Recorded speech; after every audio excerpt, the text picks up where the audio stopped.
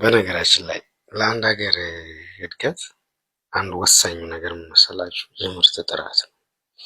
እኛ ሀገር የምርት ጥራት በጣም ችግር አለበት። መንገዶች ቆሻሻ ናቸው። ቅባቱን ተቀብታችሁት አመዳም ያደርጋችኋል። ሌላው ቀርቶ ሌላው በጣም ርቃችሁ አትሄዱ። ገመድ ገዝታችሁ ራሳችሁን ለማጥፋት ታንጋችሁበት ይበጥስና ራሳችሁን እንትን ትላላችሁ፣ ትዘርፋላችሁ። ከዛ ሀገር ሰላም ነው ነው ብላችሁ እናንተ እንዴት ይሆናላችሁ? በጣም ተናዳችሁ ለፋብሪካው ተከሳላችሁ። የፋብሪካው ማናጀር ቅሬታችሁን ያዳምጣል።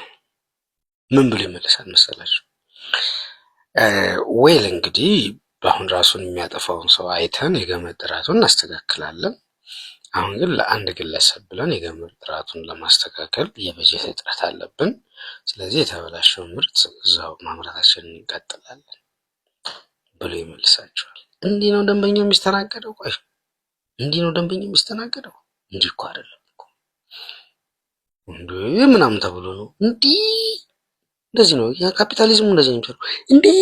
ራስን ልታጠፋ ፈልገህ ምን አትሰቃለህ? ወየ በቃ ቀጣዩን መጥፎ ገና ይኸውልህ ሸምቀቆን ሳታስረው ራሱ ሰረኝ የሚለን ጠቅ ስታደርገው አንተ ወንበሩን ሳገፋ እሱ ራሱ ሸምቀቅ ነው ሲጥ የሚያደርገው እና ሞተ ራስን አጥፍተህ ብራንዱ የገመዱ ብራንዱ የሚታየው ምናምን እያለ ያስተዋውቃል። ሆረር ፊልም እያስተዋውቅ እንደማላችሁ አክቹሊ ላይፋችንም ሆሪብል ነው እንግዲህ የእንትና በሜጋባይት ይለያያል መሰለኝ ሆሪብል ላይፋችን ብቻ እንደዛ ነው። እና የምርት ጥራት ጥሩ ነው፣ ለአንድ ሀገር ወሳኝ ነው።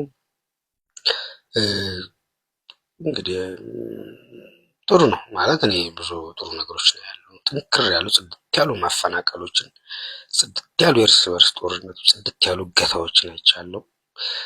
ጽድት ያሉ ባክት ጋዜጠኞችን አይቻለሁ። ጽድት ያለ ደግሞ መሪ አለ እና እሱ ደግሞ ቆይ እዚች ጋር አንተ ፍሬን ያዙ፣ እናንተም ፍሬን ያዙ፣ እናንተ ፍሬን ያዙ፣ እኔ ፍሬን ያዝ እና ብቻ ብዙ ነው እና ጥራት ጥሩ ነው ለማለት ነው።